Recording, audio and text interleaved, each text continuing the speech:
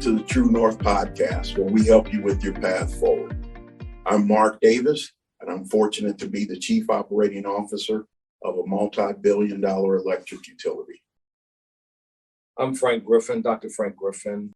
I'm a pastor. I'm bivocational. I'm a pastor, also a director of corporate responsibility of a Fortune 200 company. And together we form the True North. So we'd be remiss if we didn't introduce the third leg of the stool. Absolutely. And that is our fabulous producer, Whitney Gaines. That's right. Whitney, say something so they can hear your voice. Hello.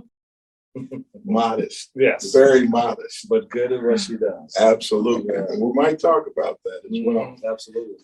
So as we talked about this edition of the podcast, we wanted to discuss growth. The nature of my business, I get a lot of folks asking me about career advice.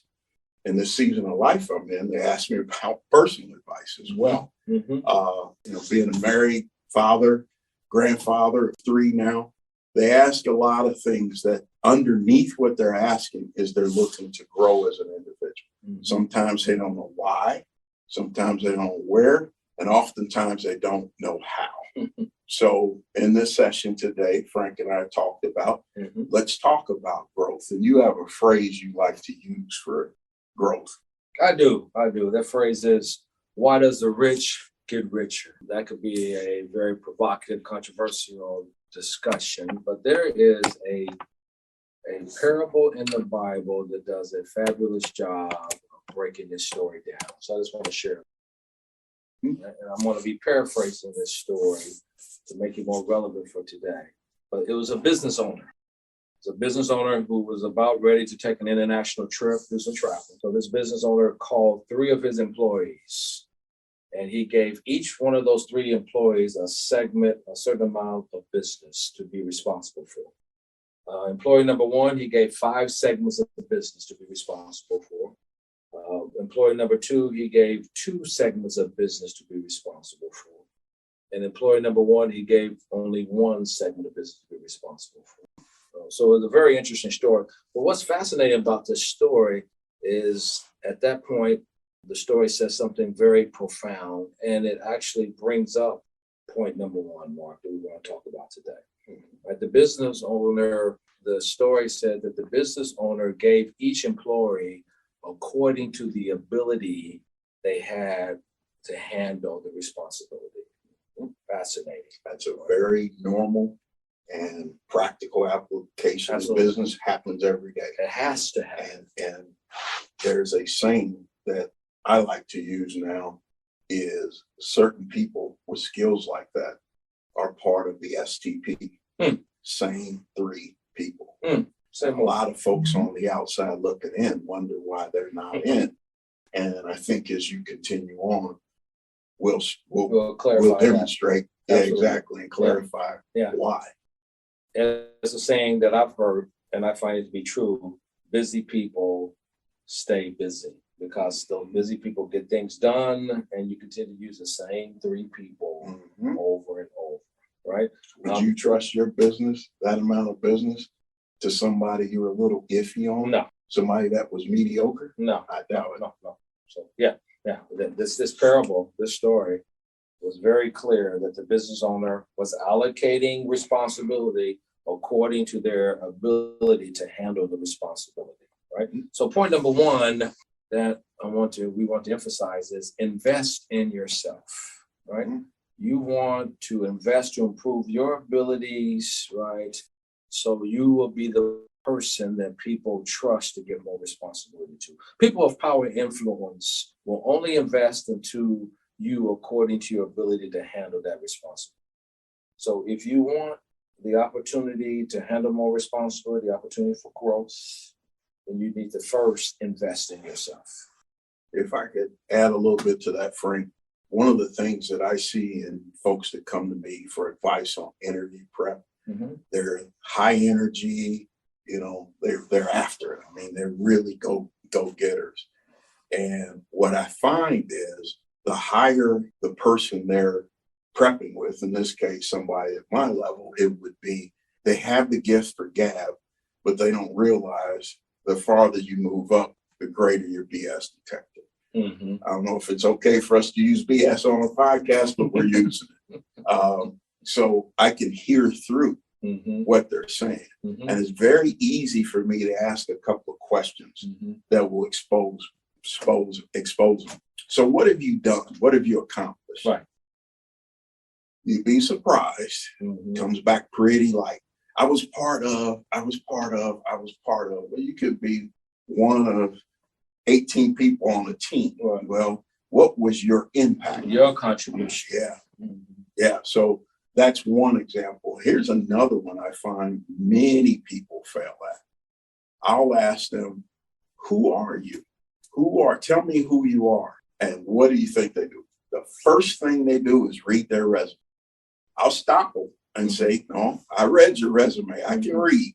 I want to know who you are, because who you are will tend to give me an idea of, can they participate and handle the responsibility that I would be behind. Excellent. So I thought I'd throw that in there. No, that's good. You're breaking down. No, that's important. That brings up another point of character, right? Many times, you can have a certain amount of ability, but if you don't have the character to handle that responsibility, right, it will end up in failure. Yes. Yeah. Well, and we can see this here as this story goes on, which is a very profound story. The employee number one, who had 5 segments of business, he did an outstanding job, and he grew an additional 5 segments of business. Employee number 2 did likewise. He had 2 segments of business, and he went ahead and grew the overall business by another 2 segments of business. Right? And the business owner understood this. That's why he gave them more responsibility. What's fascinating is that the one he only gave 1 segment of business, which clearly the business owner didn't have as much confidence in. That employee did nothing with the business. He basically just sat on it, and he returned to the employee, basically to the business owner, exactly what was given to him. Right? So very interesting. Then the story goes on. It says something very profound. It says that the employee number 3, who only had 1 segment of business, right? The excuse he used for not growing the business was because he was afraid. He was afraid, right? Yeah. And so we hear that all the time about being afraid. Right? But we cannot be afraid. Point number 2. This brings up point number 2.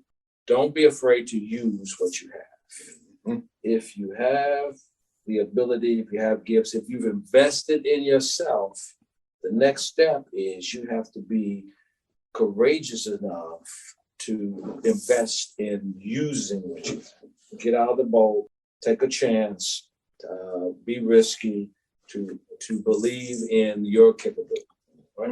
And I think about you, your life, right? If you didn't step out and leave, right, what was comfortable for you, you might not be in the C-suite position that you're in today. I'm confident that that's true. And you're right. And as you went through each of the 3 employees, let me wrap a little mathematics around it. Good. So we went from 5 to 10. Yep. That's multiplication. Yep. In my mind. Yep. 2 to 4, multiplication. Yep. Good. That's good. Now we're down to yes, it is. Yep. 1 to 1. That's arithmetic. My 4-year-old can figure out 1 plus 0 equals 1. So what did he contribute? 0. Nothing. What does that say about him? Doesn't say a lot about him. He brings nothing to the table. That's right. And Whitney and I have had discussions about mediocrity. And I shared with her that's good about what mediocrity looks like and how dangerous it can be. And you find out in this story, the individual lost even more because A, they were afraid, and B, they were operating at a level of mediocrity. That's it. Do not let yourself be mediocre. How will you know if you're mediocre? Whitney had talked about this as well. If you find that the key assignments in your life, choices you've made in your life, like your business, this example, it might be a project you're working on, it could be a project at your church, it could be a project anywhere, it could be even your family. If you find that when you leave that effort, you left it better than you found it, that's a good indication you're not mediocre. That's right. And that's growth. That's right. And Whitney and I had this discussion. I keep referring to Whitney today. We added her to this team. Absolutely. And what happened? We went from to another the level. two of us talking Yeah, that's to right. here we are. Yeah, that's You right. know, we'll be another level down the road. That's right. But if you left it up to us, That's we correct. would have had We've a still much been talking rougher a little spot and still been talking. That's right. And no, we moved on from there. So That's good. I thought the mathematics would Absolutely. make sense to give an example of the multiplication versus the arithmetic.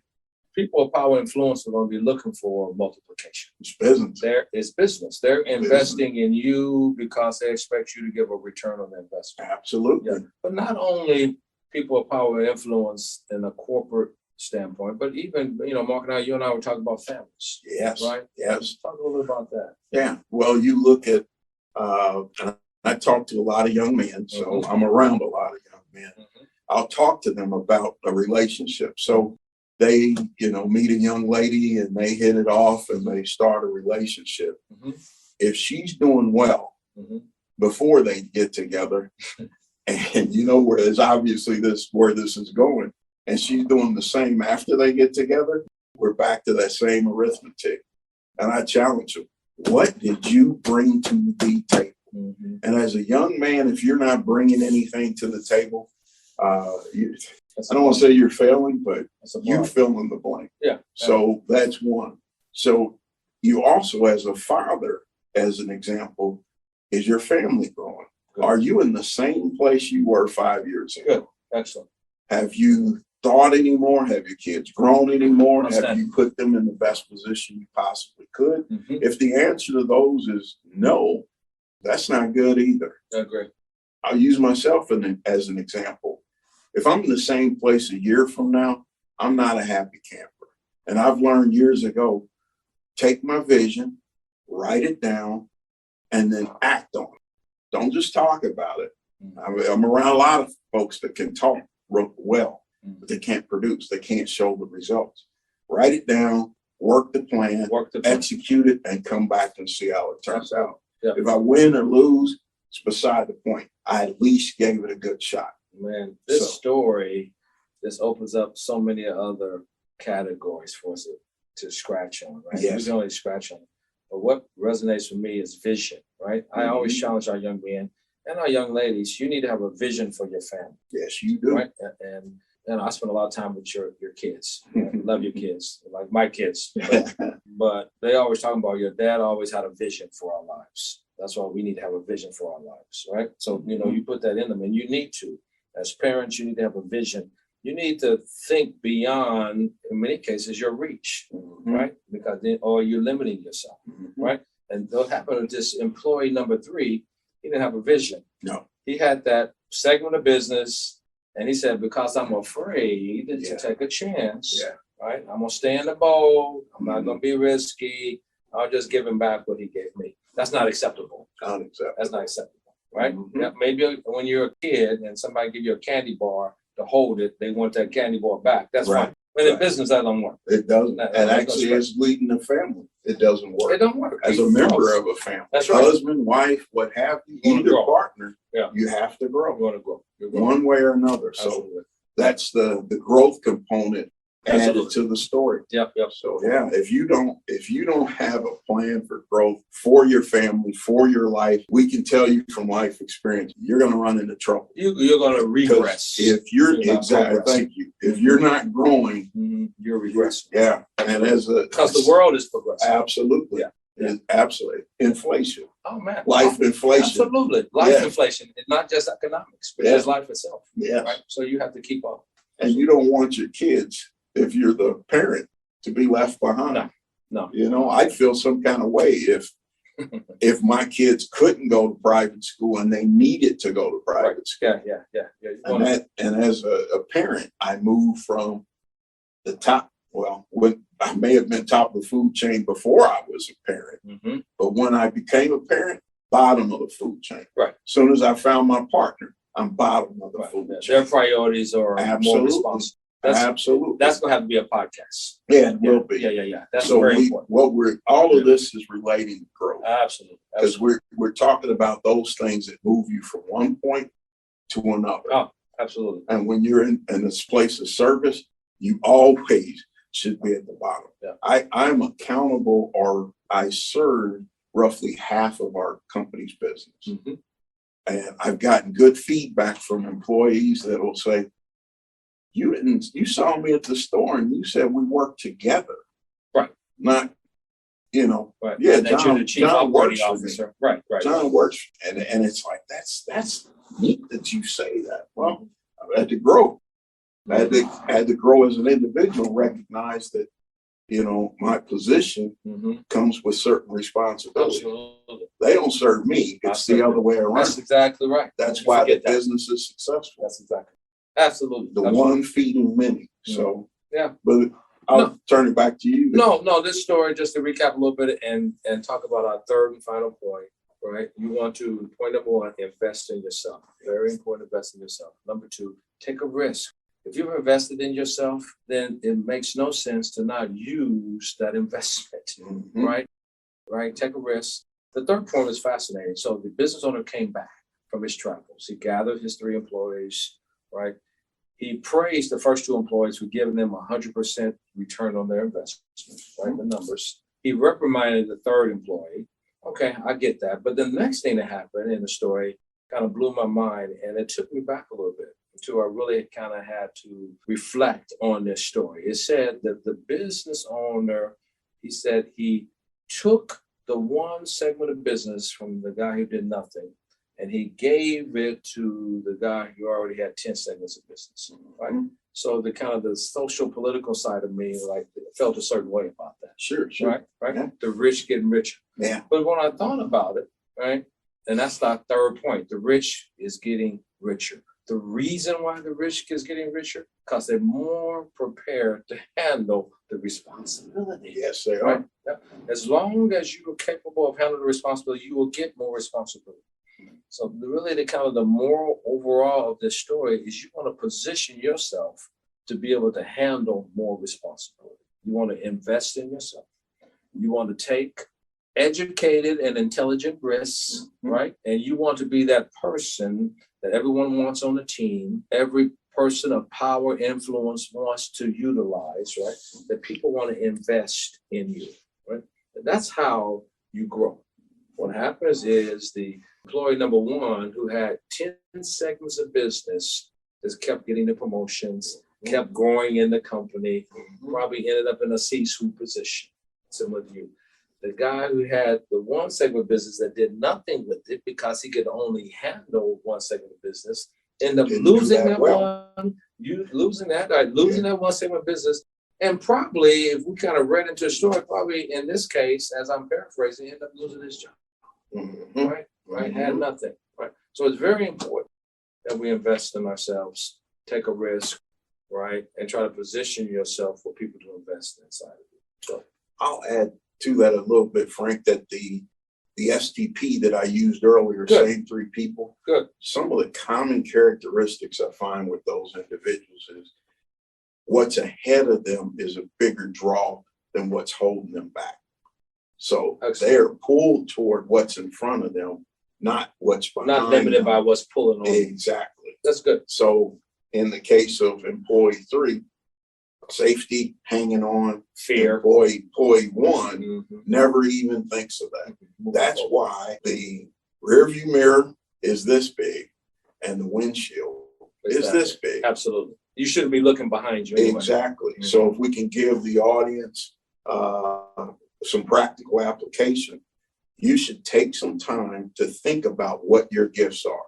All of it. You say this all the time. Everyone has a gift. Absolutely. You should take time, put the phone down. Good. Take some time and think about, what are my gifts? What am I good at? And if you struggle a little bit, what have I been acknowledged for? What do other people I respect say about me? Good. And in there, as you keep digging, you're going to find your jewel. And some it true may north be, there. Yeah, exactly. We're headed to, this is a piece of the true north puzzle. So you're going to find a bit of that nugget there. And that's what you want to play off. As an example, if you were to come to my office, it's a little messy, but what you'll see is whiteboards full of thoughts and ideas. Looking forward. Exactly. Because Not looking back. Absolutely. Looking out the windshield. I'm paid to try to see around corners. I'm fortunate that my gift lands in more vision. I need people around me that execute. So if your gift is execution, organization, planning, excellent, find that, grab it, and figure out how to use it and apply it in a situation. Absolutely. Like we shared. If your organization, if you're working on a project, one of the first things you should think about is, what does success look like? If we win on this project, it's probably on time and under budget, most likely.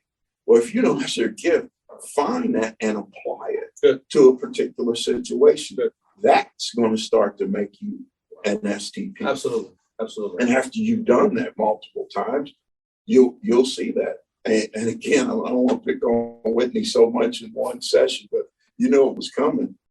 I didn't know Whitney. Frank did. And he described her. And that's exactly what she brought to the table, the drive that would get us started. We're investing in her. And she's using her gifts to make us move up another level and ultimately make this podcast happen. It would have happened, but it would have been a lot different than this. Yeah, and a lot as you know, and we realized we're not like the major league podcast, but it doesn't matter. Right. What we're teaching is of value, and we know that. Absolutely. That's so true. And so what happens is, as you talk about, once you identify your gift, you learn to invest in your gift. That investment, in some cases, will take time. Right. I was in my 50s when I went back to get my MBA. Right. I already had 3 degrees at that point, a doctorate, but I felt I needed an MBA. But in my 50s, like, man, do I really want to do this? Do I have the time? But I was very busy. Right. So what I did is I worked on a time budget. I identified the time that I had available. It's fascinating. If anybody that's listening to us now is thinking about investing in themselves, you need to. I guarantee you have time. There's a lot of, so when I needed an extra 20 to 30 hours a week for grad school, right? And so that means that I couldn't play as much golf or any as I love to. I couldn't hang out on social media. I couldn't spend as much on watching TV. There's about 3 or 4 things, but once I cut those things out, which are really not adding a lot to me, is in the entertainment mode, right? I found my 20 to 30 hours, invested in myself for 12 to 18 months, and was able to pick up a degree. So what we have to do, that budget, right, and it's going to be very important, Mark. What do you think? That should even be a homework assignment for you all. I would agree. I think the time budget is a homework assignment. So we'll share that with the audience. Take the time to lay out and keep track of your time. That's good. And be honest with yourself. Yes. How much time is it on the phone? Good. And I see that. Multiple activities on the phone. I see families that sit down for dinner and bang. And it's like, how are you really connecting and growing as a family on the phone? If you're on the phone? You're not even looking at the other person. You see people on dates. You know, it's all at dinner on the phone. I've seen it. Yeah. So fill in here, Frank, the time budget. I write down where you're spending your time over the next couple of weeks. Absolutely. And that's all it takes. And just then be honest. Look at it. Honest with yourself. And if you're honest with yourself over a couple of weeks, 1 week might be unusual. Look at 2 or 3 weeks and then see what is my typical average week look like. And then identify things that you can take away so you can invest time in yourself to grow yourself. We're talking about growth today, right?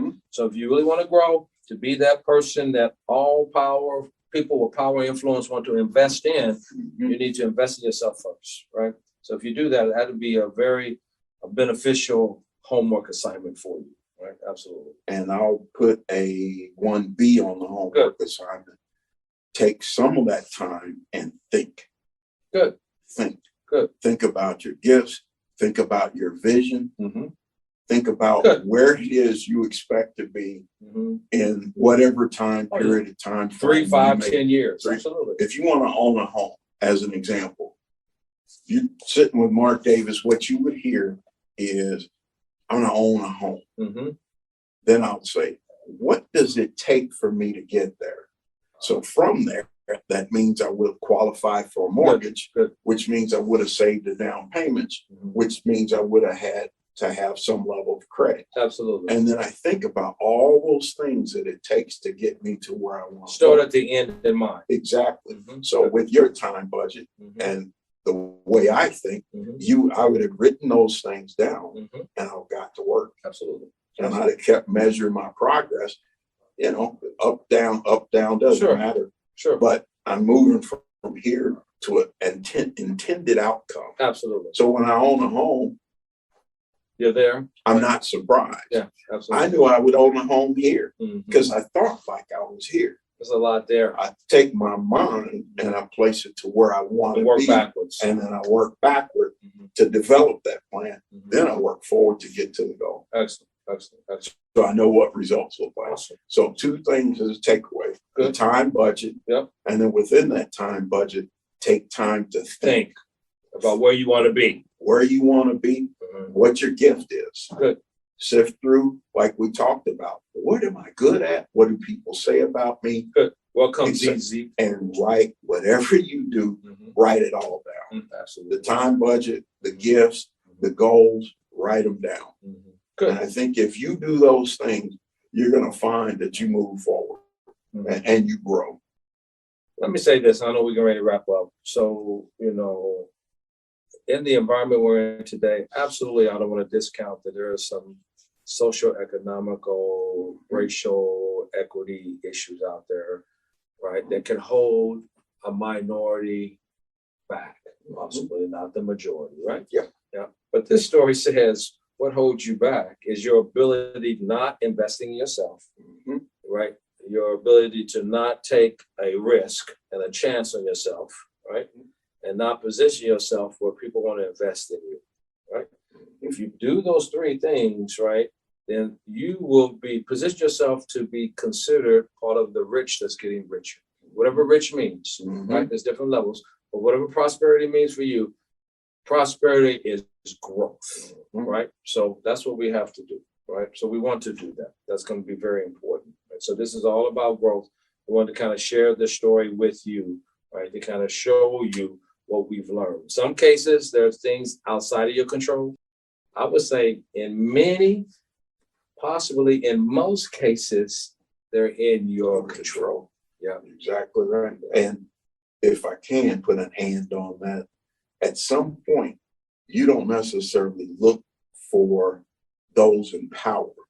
You're the one in power. Ultimately. See, what is it? I think it's Jay-Z says, I'm a businessman. Not I'm a businessman. I'm a business. He's a business. That's and I think based on our window of life. That's right.